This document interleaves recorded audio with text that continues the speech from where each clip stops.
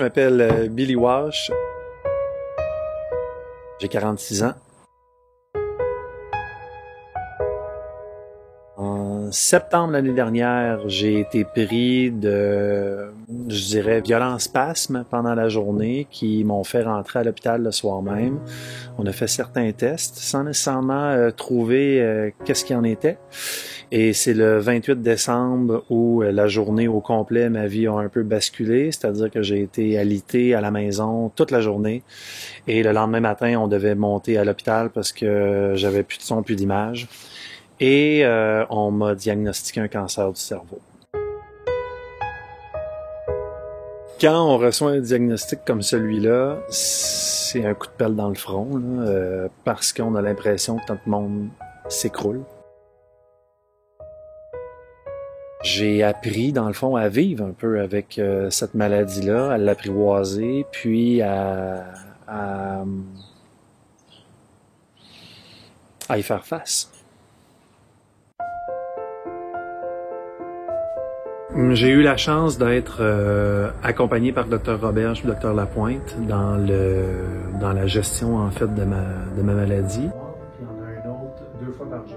Le rôle du neuro-oncologue en tant que médecin traitant auprès du patient commence vraiment la plupart du temps à l'annonce du diagnostic, puis va vraiment se poursuivre tout au long du combat du patient contre le cancer. On l'accompagne aussi dans la gestion des diverses difficultés sociales, psychologiques, physiques. Puis surtout, on s'assure que tout le long du traitement, le patient garde un sens à tout ça. Il garde la qualité de vie parce qu'on a beau allonger la quantité de vie au maximum, si le patient ne garde pas une qualité de vie, on perd un peu le sens de faire tout ça. Là. Moi, j'ai rencontré des gens exceptionnels présentement au CHUM. Moi, je me sens équipé pour aller à la guerre.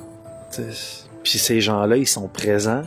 Puis ces gens-là, ils sont dévoués. Fait que la seule chose que j'ai envie de vous dire ce soir, c'est merci.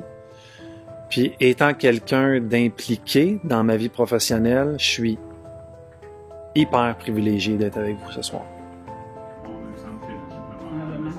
La recherche sur le cancer, c'est essentiel parce que malheureusement, les résultats qu'on a pour le cancer ne sont pas ce qu'on voudrait. Ça fait que si on veut avoir des meilleurs résultats, il faut faire de la recherche.